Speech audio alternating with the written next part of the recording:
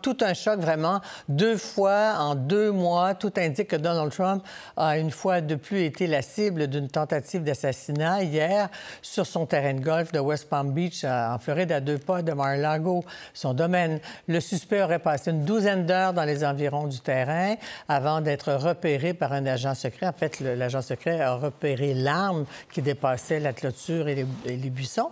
Et l'homme a pris la fuite, laissant derrière lui une arme semi-automatique, une AK-47, avant d'être arrêté dans un comté voisin. Pour le moment, Ryan Wesley Routh est formellement accusé de crimes liés aux armes. D'autres accusations pourraient, bien sûr, être déposées. Et ça, on semble dire qu'il ne collabore pas beaucoup avec les autorités. Alors, c'est ce qui lance notre 24-60 américain avec Azeb Oualidé-Gorgis, correspondante à Washington. Bonsoir, Azeb. Marie. Et Martine Saint-Victor, stratège en communication, directrice générale chez Elle d'Événements Moral. Bonsoir, Martine. Bonsoir. Il y a tellement à dire sur le discours politique, sur tous les événements depuis mardi dernier. Mais Azeb, peut-être brièvement nous faire la synthèse des éléments nouveaux, s'il y en a, dans cette enquête.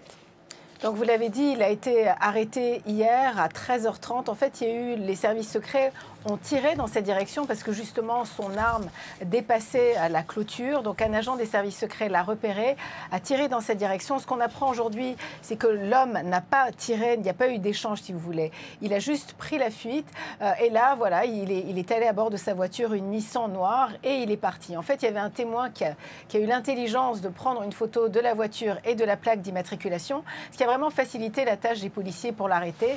Et dans les buissons, ils ont retrouvé cette arme semi-automatique. On pensait que c'était une AK-47, mais en fait, c'est une arme, c'est une SKS, une arme semi-automatique, comme vous l'avez dit, 2 sacs au dos, également des carreaux de céramique. Et ça, il aurait pu s'en servir comme gilet pare-balles, si vous voulez, s'il y avait eu des échanges de tirs. Donc, ce qu'on apprend également, c'est qu'il était dans ces buissons-là depuis 2 heures du matin. Donc, près de 12 heures, plus de 12 heures, en fait, dans les buissons, à attendre. Les enquêteurs se demandent comment ça se fait qu'ils savaient que Donald Trump allait jouer là, parce que c'est une décision que l'ancien président a prise à la dernière minute, que ce n'était pas du tout public, mais qu'il se trouvait là. Beaucoup d'autres questions également. Est-ce qu'il a agi seul ? Est-ce que c'est un loup solitaire ou est-ce qu'il avait des complices? Là, ils sont en train d'interviewer les membres de sa famille, ses amis. Ils sont également en train d'éplucher tout son réseau social parce qu'il était quand même assez actif. Ce qu'on sait de lui, c'est qu'il est allé en Ukraine en 2022. Il voulait combattre auprès des Ukrainiens contre les Russes. Il a même essayé de recruter des soldats afghans pour qu'ils viennent se battre en Ukraine. On sait également, selon son réseau social, qu'il avait voté pour Donald Trump en 2016. Mais qu'il avait été déçu et qu'après, voilà, il ne voulait absolument pas que Donald Trump devienne président. Quand il a été arrêté, il n'a pas vraiment résisté du tout. Apparemment, il affichait plutôt un sourire. Et aujourd'hui, en cour fédérale, vous savez que les caméras ne sont pas permises. Il était menotté aux mains, aux pieds et apparemment qu'il affichait un grand sourire. Il échangeait avec son avocat également. Donc, il n'a pas l'air trop perturbé par ce qui se passe. Il doit comparaître une nouvelle fois le 23 septembre prochain. Très bien. Merci d'avoir fait cette synthèse. Cela dit, depuis mardi dernier, évidemment, on assiste à tout un débat concernant des déclarations mensongères de la part de Donald Trump en débat, l'histoire de chiens et de chats qu'on va aborder dans un instant. Mais en réaction à l'attentat d'hier, on va vous citer un extrait d'un texte de déclaration de Donald Trump sur son réseau social.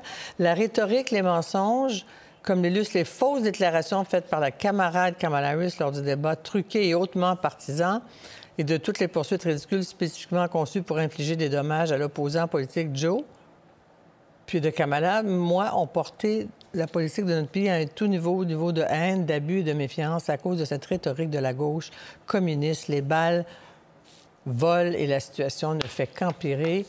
Martine Saint-Victor, réaction. En fait, il renvoie les accusations, il récupère politiquement cette tentative avortée d'assassinat hier. Oui. Il y a plusieurs anciennes déclarations de M. Trump qui ont été partagées depuis que lui a partagé ce message, notamment lors des attaques du mari de Nancy Pelosi et toutes les fois qu'il s'est moqué de... Et il s'en est moqué encore la semaine dernière. Alors, c'est un peu fort de café pour lui de pointer du doigt. la situation est assez grave. Je pense que bien au-delà de tout ça, on se souvient quand les services secrets avaient comparu justement en audience devant des élus, on a vu qu'il y avait eu beaucoup de failles lors de cette tentative d'attentat il y a quelques mois. Alors effectivement, il faut remédier à ça, non seulement pour M. Trump, mais pour les autres, pour Mme Harris aussi, pour les deux colistiers. Mais évidemment, de pointer du doigt, et on a vu que plusieurs de ses supporters ont fait la même chose, que ce soit Elon Musk, que ce soit Don Jr., etc. Donc, ça n'aide pas la situation et on n'est pas à un niveau d'appel à l'unité, là. Et pour vous, Azeb, quelle lecture faites-vous? C'est presque normal pour Donald Trump de réagir comme ça dans sa rhétorique, d'accuser les autres et lui, il devient la victime. Bon, voilà, c'est réel qu'il aurait pu être victime d'une tentative d'assassinat, puis Dieu soit loué, rien arrivé de grave, puis l'individu a été intercepté, mais il se place en posture de victime.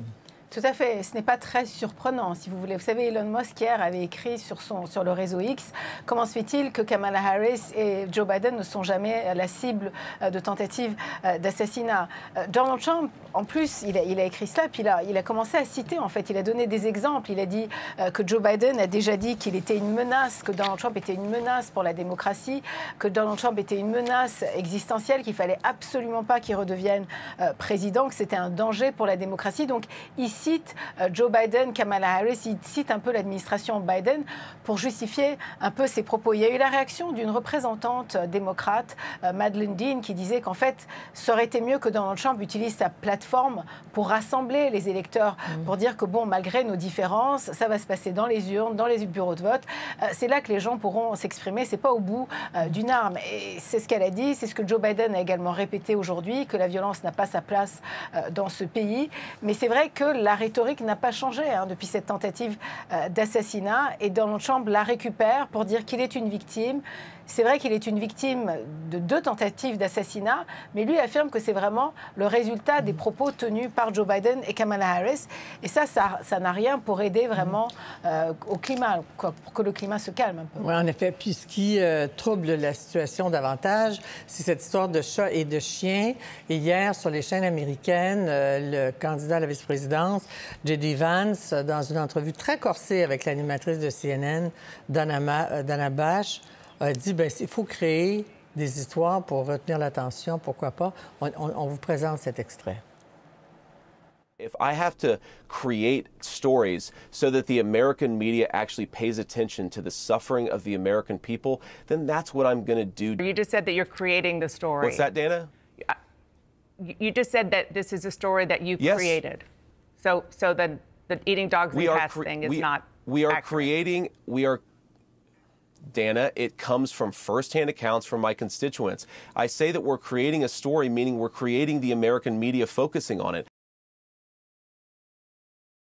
Comment décoder, Martine, sinon qu'il accepte de porter la parole de citoyens sur des faits qui sont non avérés, contredits par le maire, par le gouverneur, même des républicains. Oui, contredit aussi par David Muir lors du débat mardi dernier avec les faits qui avait dit « Nous avons parlé aux autorités de Springfield, ces histoires sont absolument fausses ». Évidemment, ça montre aussi l'audace de M. Vance de faire cette tournée dans les matinales du dimanche et de continuer à répéter ces messages-là et à les amplifier aussi sur les réseaux sociaux, à les amplifier par des intermédiaires.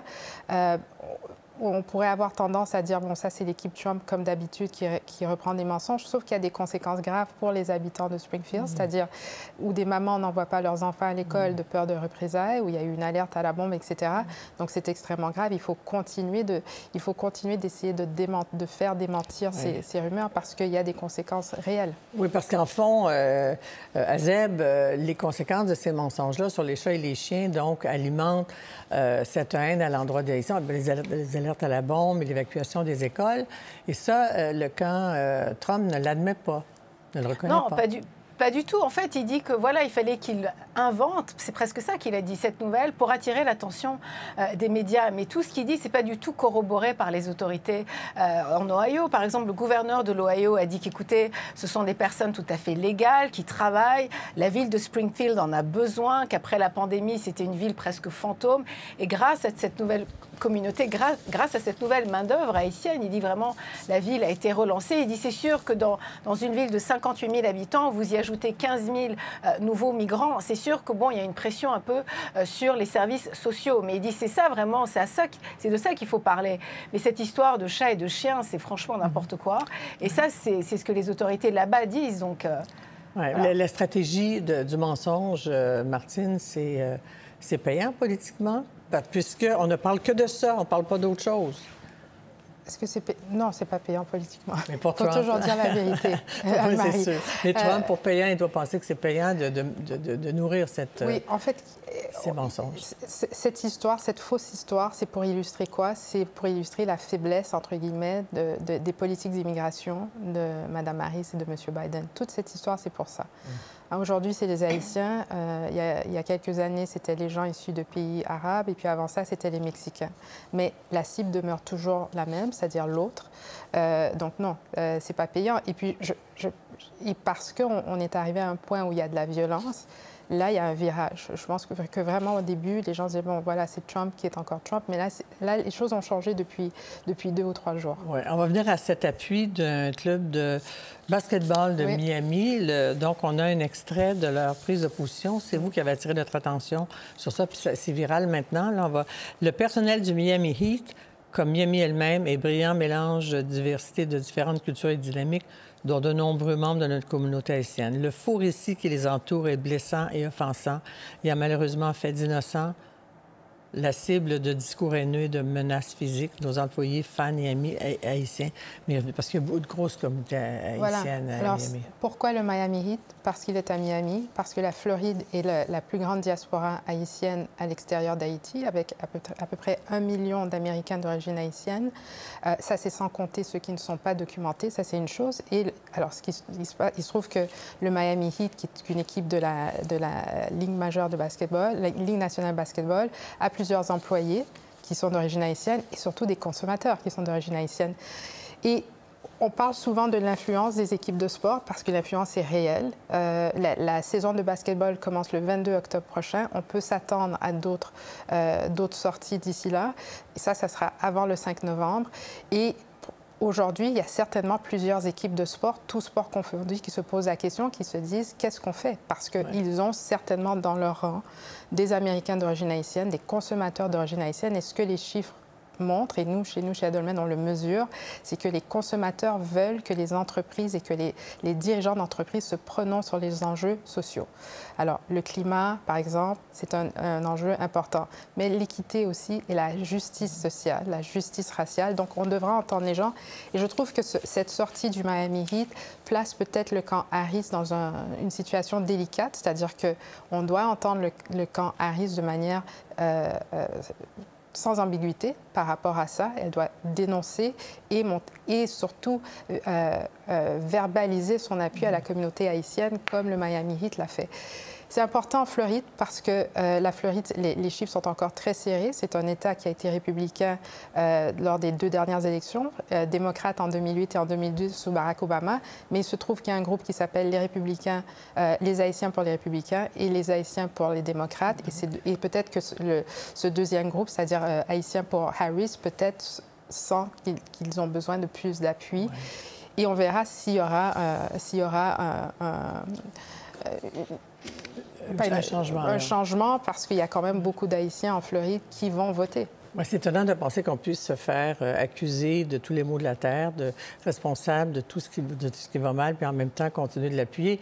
Et là, en terminant, dernière question, je la lance très brièvement à Zeb. Et il s'est permis quand même, avant la tentative d'assassinat, de dire tout simplement « Oh, jaillit Taylor Swift ». Alors, on se demande pourquoi, dans quel intérêt il fait ça, 280 millions de fidèles? Oui, elle a 283 millions d'abonnés sur Instagram. Écoutez, elle ne l'a pas soutenue, elle a décidé de soutenir Kamala Harris. Et aussi, quand est-ce qu'il a décidé d'écrire ce message-là? Après la tentative d'assassinat contre lui. Donc, indirectement, est-ce qu'il est un peu aussi en train de la blâmer, là, de cette tentative? Alors, je fais une erreur de temps. Je pensais qu'il l'avait fait avant. Pardon, oui, non, après. Il l'a fait après, OK. Continuez, Azad. Mais voilà, donc il n'y a rien vraiment du côté, en tout cas, de l'administration Trump qui porte à croire qu'ils veulent baisser un peu le ton, qu'ils veulent calmer les choses, parce que, oui, encore une fois, on se trouve dans un pays extrêmement polarisé. Joe Biden, souvenez-vous, il est même allé jusqu'à porter une casquette Donald Trump pour dire que, voilà, il faut arrêter de nous battre. Donc, il est allé quand même assez loin, là. Le dernier mot, Martine, là-dessus. L'effet Taylor Swift. Ce n'est pas un enjeu électoral. Je pense que pour plusieurs personnes qui ont des choses sérieuses à régler, que l'ancien président tweete ça, ça ne change rien pour eux. Très bien. Merci, Azad. Merci, Martine. À très bientôt. Merci. Au revoir. Pour voir nos émissions en entier, rendez-vous sur la chaîne Ici RDI.